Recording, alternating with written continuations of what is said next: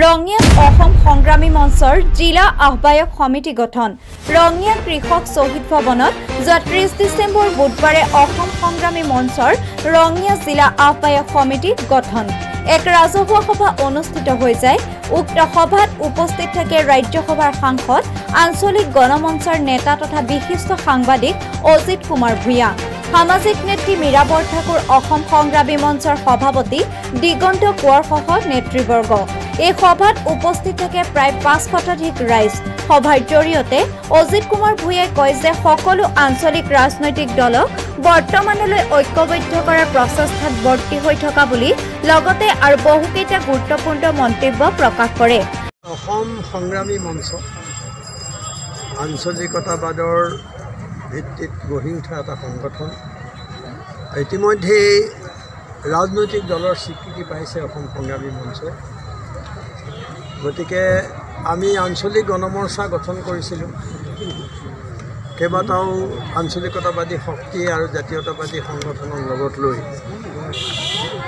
আৰু অসম সংগ্ৰামী মঞ্চও অসম গণমৰ্চা আঞ্চলিক গণমৰ্চাৰ অংশীদাৰ। গতিকে আজি তেখেতসকলৰ ৰঙিয়া শাখাই আয়োজন কৰিছে এখন ৰাজহুৱা সভা। আগন্তুক নিৰ্বাচনৰ পৰিপ্ৰেক্ষিতত আপোনালোকে ক'ব পাৰে যে এটা কুচকাৱাজ, আৰু তালৈ মোক আমন্ত্ৰণ জনোৱা হৈছে আৰু মই এই সভাখনলৈ আহিছোঁ তেখেতসকলৰ লগত সহযোগিতা কৰিবৰ কাৰণে। আৰু তেখেতসকলে যি আঞ্চলিকতাবাদৰ যি পতাকা লৈ ফুৰিছে তাৰ প্ৰতি মোৰ পূৰ্ণ সমৰ্থন জনাবৰ কাৰণে মই ইয়াত উপস্থিত হৈছোঁ। সিমানেই। ছাৰ, আপোনালোক গোটেই আঞ্চলিকতাবাদী শক্তিসকল এক কিয় হ'ব পৰা নাই? এই প্ৰশ্ন ময়ো আপোনালোকক কৰিব খোজোঁ যে আপোনালোক ইমান সাংবাদিক মানুহ, আপোনালোকে বহুত খবৰ ৰাখে, প্ৰতিটো দলৰ লগত আপোনালোকৰ যোগাযোগ থাকে। এই প্ৰশ্নটো মই সেইকাৰণে আপোনালোকে সুধিছে কিয় আমি ইমান চেষ্টা কৰাৰ পিছতো দলবিলাক একত্ৰিত। আপুনিতো বহুত চেষ্টা কৰিছিলে, মই চেষ্টা কৰি আছোঁ আৰু কৰি থাকিম। কোনোবাই কিবা ক'ব, কোনোবাই কিবা ভুল ধৰিব, সেইটোলৈ মই কেহে পোৱা নাই। মই আৰম্ভণিতেই মোৰ ইমান প্ৰয়োজনো নাছিল। মই সাংসদ হোৱাৰ পিছত প্ৰতিটো সংগঠনৰ কাষলৈ গৈ, তেওঁলোকৰ কাৰ্যালয়লৈ গৈ মই ইয়াৰ প্ৰয়োজনীয়তা, আঞ্চলিক দলবোৰ প্ৰথমতে ঐক্যবদ্ধ হ'ব লাগে, একত্ৰিত হ'ব লাগে। তাৰ লগত মোৰ এটা ক'বলগীয়া আছে। মই অন্যান্যসকলৰ লগত মোৰ হয়তো এটা পাৰ্থক্য হ'ব পাৰে চিন্তাধাৰা। মই ভাবোঁ যে এতিয়াও বিৰোধী ঐক্য যদি নহয় আৰু বিজেপিৰ বিৰুদ্ধে যদি এজন প্ৰাৰ্থী থিয় কৰিব পৰা নাযায়, তেতিয়াহ'লে আমি যিমান সহজ হ'ব বুলি ভাবিছোঁ কথাটো ইমান সহজ নহয়। কাৰণ অসমৰ জনগাঁথনি, অসমৰ বিশেষ পৰিস্থিতি, ইয়াৰ বহুধা বিভক্ত অসমীয়া সমাজ, এই গোটেইবোৰ যদি আমি বিবেচনা কৰোঁ তেতিয়াহ'লে আমি এই যে ভোট বা যাতে ভাগ ভাগ নহয় সেই কথাটো প্ৰথমেই চিন্তা কৰিব লাগিব। আৰু অকল আঞ্চলিক দলবোৰ একত্ৰিত হ'লে শক্তিশালী হ'ব। আমাৰ চৰ্তবোৰ অন্যান্য দলবোৰে মানি ল'বলৈ বাধ্য হ'ব। কিন্তু আমি যদি ভাবোঁ যে আমি লগ হ'লেই কেৱল চৰকাৰ গঠন কৰিব পাৰোঁ, এই কথাটো মই এটা অধিক কল্পনা বুলি ভাবোঁ। আৰু মই মিছাকৈ ৰাইজক এটা মিছা কথাৰে মই কল্পনালৈ ঠেলি দিব নোখোজোঁ। তাৰ বিৰোধিতা কৰিবনে? আকৌ কৰিয়ে আছোঁ। সিদিনা এখন সভা কৰিছোঁ আমি। কি কয়, এখন মঞ্চ আছে দেৱেন তামুলী, ডক্টৰ হীৰেণ গোহাঁই, আপোনালোকে নিশ্চয় কাকতত পাইছে। এখন ডাঙৰ সভা হৈছে দীঘলী পুখুৰীৰ পাৰত, তাত মই এজন বক্তা আছিলোঁ। আমি য'তে বক্তৃতা দিছোঁ, আজিও আপোনালোকে শুনিব যে কাৰ বিষয়ে আমি কথা কৈছোঁ। কৰিব, আমি বিৰোধিতা কৰি আছিলোঁ, কৰি আছোঁ আৰু কৰি থাকিম। আমি ইমানলৈ যোৱাই নাই। আমি প্ৰাৰ্থিত ক'ত দিম, কি নকৰিম, এইবোৰ কথা পাতিবই পৰা নাই আৰু আমি সেইবোৰলৈ খুব ভবাও নাই। আমি অন্ততঃ এটা সচেতন মহলত কথাবিলাক উল্লেখ কৰিছে যে এই আঞ্চলিকবাদী দলবিলাকে আচলতে বিজেপিক সহায় কৰিব। হ'বই। মানুহবিলাকৰ মাজত যেতিয়া আশা কৰাৰ দৰে কথাবোৰ নহয়, মানুহবিলাক যেতিয়া আশাভংগ হয়, আৰু সকলো ৰাইজে বিচাৰিছে যে সকলো ঐক্যবদ্ধ হওক আৰু বিজেপিক পৰাস্ত কৰক, যিবিলাকে বিজেপি সঁচাকৈ পৰাজয় বিচাৰিছে 2021, সেই মানুহখিনিয়ে স্বাভাৱিকতে ভাবিবলৈ বাধ্য হয়। মই অন্ততঃ তেখেতসকলক দোষাৰোপ নকৰোঁ যে যেতিয়া একলগ নহয়, কি কাৰণে নহয় সেই বিষয়ে আমি ভালদৰে ব্যাখ্যা দিব পাৰোঁ। আৰু মই এইটো বাৰম্বাৰ ক'ব খোজোঁ যে ৰাজপথত আন্দোলন কৰা আৰু নিৰ্বাচন খেলা দুটা সম্পূৰ্ণ সুকীয়া বিষয়। সেইটো হৈছে সংখ্যাৰ এটা খেলা, নিৰ্বাচন জিকা হয়। যদি সংখ্যাৰে খেলা, আজি আপোনালোকে জানে যে 30% 32% ভোট লৈ এখন চৰকাৰ গঠন হয়। বিজেপিও তেনেকৈ হৈছে। গতিকে আমি যদি ভোট বিভাজন হয়, ভোট ভাগ হয়, তেতিয়াহ'লে আমাৰ এইবোৰ চব শ্লোগান হ'ব। গতিকে আমি ৰণকৌশল কি ঠিক কৰিম? আমাৰ আদৰ্শ ঠিক আছে, কিন্তু ৰণকৌশল বুলিতো এটা কথা থাকে নহয়। আপুনিতো আদৰ্শক খামোচ মাৰি বহি থাকিলে নহ'ব। আপুনি আদৰ্শটো কেনেকৈ আগুৱাই নিব? সেই ৰণকৌশলৰ প্ৰশ্নত মোৰ পাৰ্থক্য আছে কিছু। মই ভাবোঁ কংগ্ৰেছৰ দিনত মই আটাইতকৈ বেছি ক্ষতিগ্ৰস্ত হৈছিলোঁ, মই আটাইতকৈ বেছি জেললৈ গৈছিলোঁ বুলি মই দাবী কৰিব পাৰোঁ। মই ডাঙৰ কাকতৰ সম্পাদক হৈও মই 4বাৰ 5বাৰ জেললৈ গৈছোঁ। গুপ্তঘাতকৰ হত্যাকাৰী মোৰ ঘৰলৈ আহিছে, কিন্তু মই সেইটো চোৱা নাই ব্যক্তিগত পৰ্যায়ত।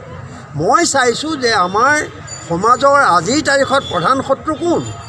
যদি প্ৰধান শত্ৰু বিজেপি বুলি মানি লয়, তেওঁলোকৰ কাম কাজ, তেওঁলোকৰ যিবিলাক মিথ্যাচাৰ, তেওঁলোকৰ যিবিলাক ভুৱা প্ৰতিশ্ৰুতি, প্ৰলোভন, প্ৰতাৰণা, এইবোৰ চাই যদি আমি ভাবোঁ যে তেওঁলোক মূল শত্ৰু, মূল শত্ৰুৰ বিৰুদ্ধে যুঁজিবলৈ আমাক এটা সঠিক ৰণকৌশল লাগিব।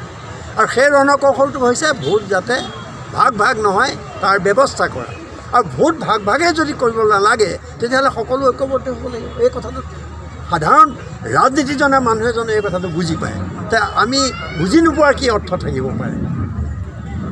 কংগ্ৰেছৰ মহাজনত আপোনালোকে চামিল হ'ব নেকি?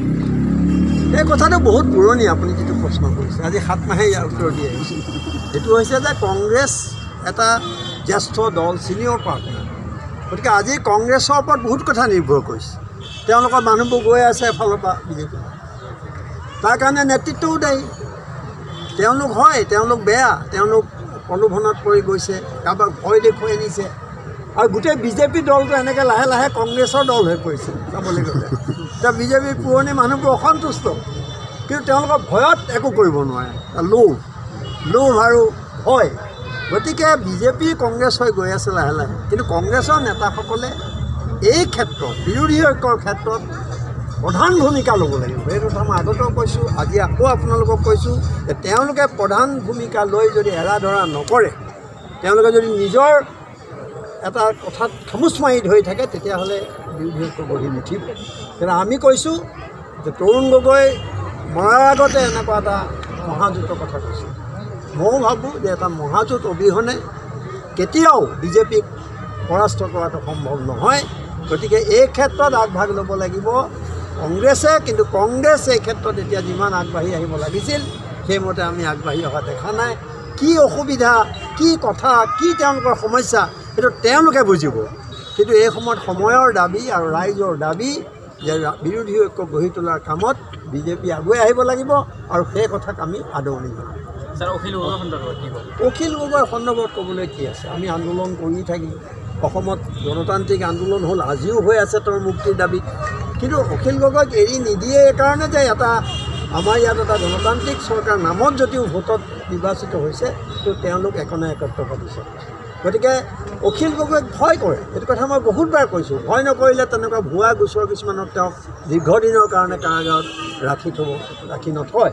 গতিকে অখিল গগৈ মুক্তি তেওঁলোকে নিদিয়ে। আমি গণতান্ত্ৰিক আন্দোলনত বিশ্বাসী, আমি আন্দোলন কৰিছোঁ। এতিয়া গোটেই বিষয়টো ন্যায়ালয়ত ওলমি আছে। গতিকে ন্যায়ালয়ে কি কৰে আমি তালৈ বাট চাব লাগিব। আৰু অখিল গগৈ বুলি কওঁতে এইটো কথা মনত ৰাখিব লাগিব যে 21 নিৰ্বাচনত এই চৰকাৰক প্ৰয়োজনীয় শাস্তিবিহীন আমি অখিল গগৈৰ যিটো দাবী কৰিছোঁ, সেই দাবী পটক তুলিব। এতিয়াও এটা গভীৰ বিশ্বাস আছে, যদি সঁচাকৈয়ে যদি ৰাজনীতিৰ পক্ষত যদি বিভিন্ন যিবিলাক আঞ্চলিক দল জন্ম হৈছিল, সঁচাকৈয়ে যদি ৰাজনীতিৰ পৰিপক্কতাৰে আগবাঢ়িব বিচাৰিছে, এই বিপদৰ পৰা পৰিত্ৰাণ পাব বিচাৰিছে, তেতিয়াহ'লে সকলো বিৰোধী ঐক্যবদ্ধ হ'ব লাগিব। আমি আৰম্ভণিৰ পৰাই গ্ৰেণ্ড এলায়েন্সৰ কথা কৈছোঁ। অতি কম সময়ৰ ভিতৰত গ্ৰাছৰুটলৈকে এটা দল, ৰাজনৈতিক দল অৰ্গেনাইজ কৰাটো ইমান সহজ নহয়।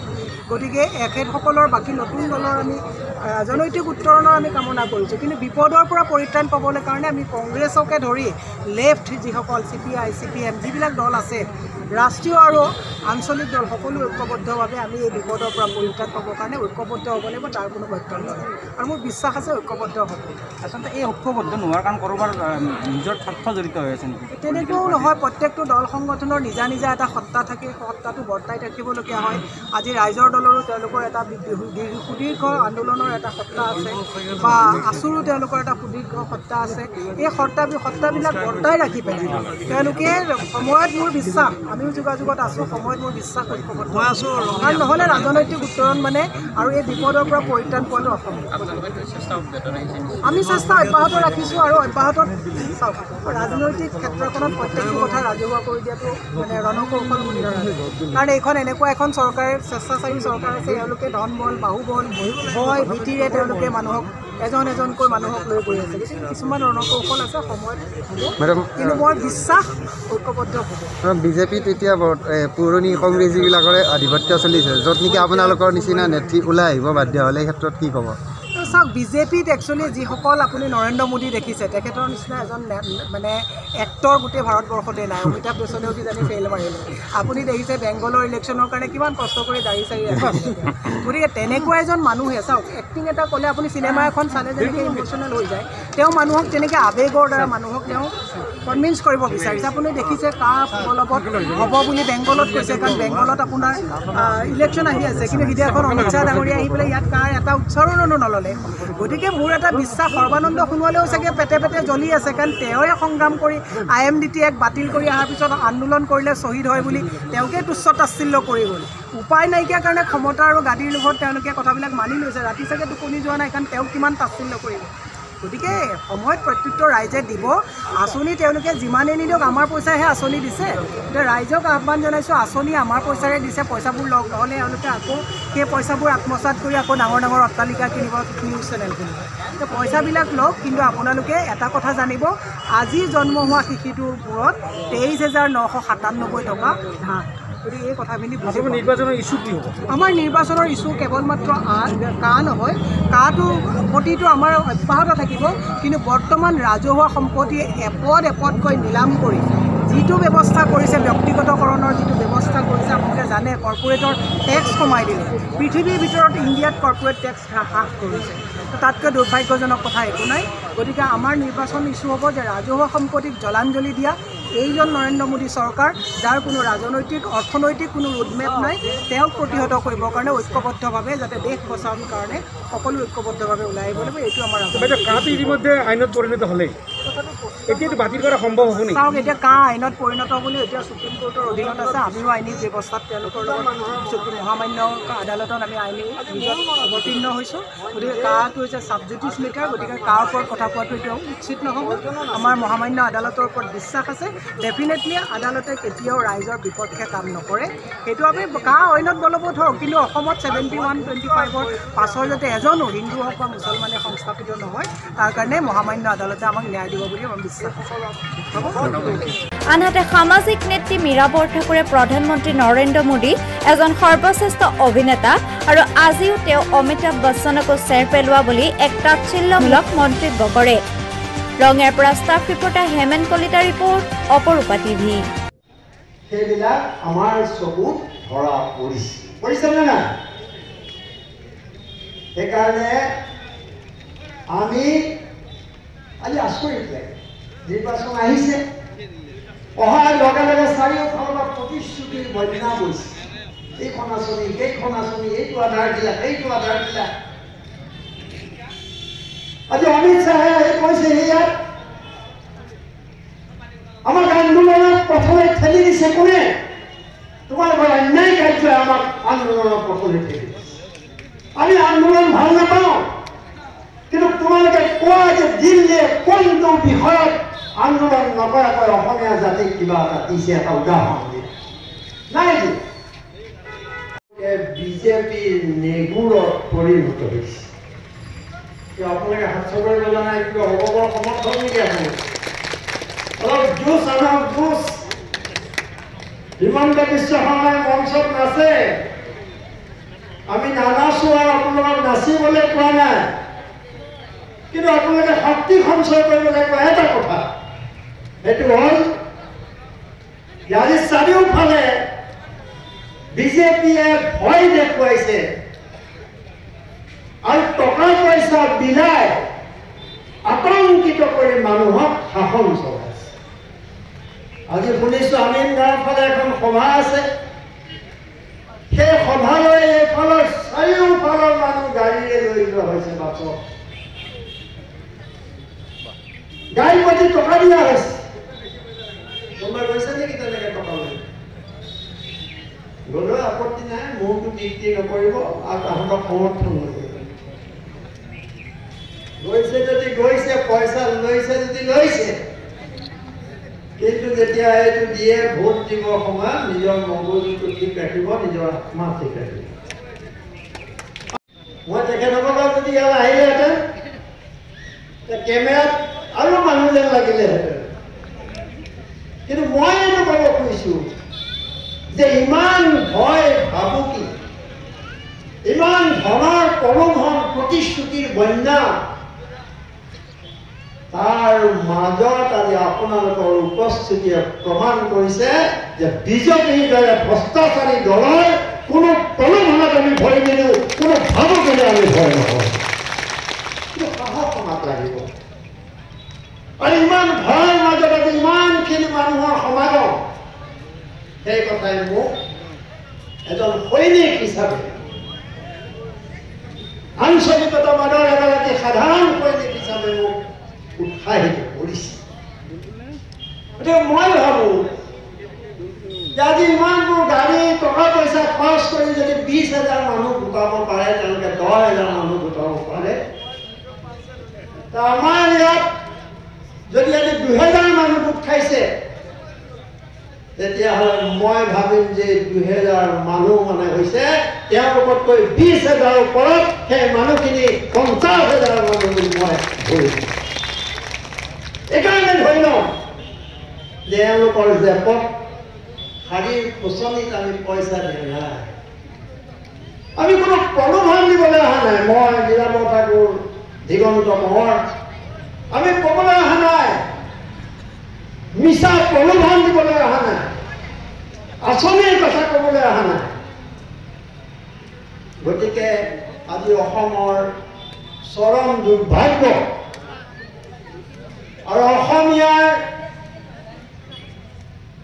অতি দুখ লগা অৱস্থা এই অৱস্থাত আমি আমাৰ চাৰিওফালে কি হৈ আছে এই কথাবোৰ ভালদৰে বিবেচনা কৰিম মই সদায় কৈ আহিছোঁ যে তেতিয়া এখন সমাজত সংবাদ জগতৰ ভিৰৰ মাজতো এক সুকীয়া আৰু পৃথক পৰিচয় বিচাৰি এক অনন্য সংযোজন অপৰূপা টিভি আছামিজ নিউজ সহস্ৰ দৰ্শকৰ আপোন হৈ উঠা অপৰূপা টিভি আছামিজ নিউজে এতিয়া দৰ্শকৰ মাজত এক নতুন আলোড়ন সৃষ্টি কৰিব গৈ আছে দৰ্শকৰ অকুণ্ঠ সঁহাৰি আৰু চেনেহৰ টোপোলা বুকুত বান্ধি আমি আগুৱাই আহিছোঁ এক সেন্দুৰীয়া বাটেৰে সংবাদ জগতৰ সংগ্ৰাম আৰু সংঘৰ্ষৰ কাইটিয়া বাটত আমি নিৰ্ভীক আৰু নিৰপেক্ষতাৰে আগুৱাই যোৱাৰ সূৰ্যসম প্ৰতিজ্ঞা শিৰত লৈ আগুৱাই যাম সমাজত পিছপৰাজনৰ খবৰটো যাতে ৰাজ্য চৰকাৰ তথা দিল্লীৰ দৰবাৰত আমি লৈ যাব পাৰোঁ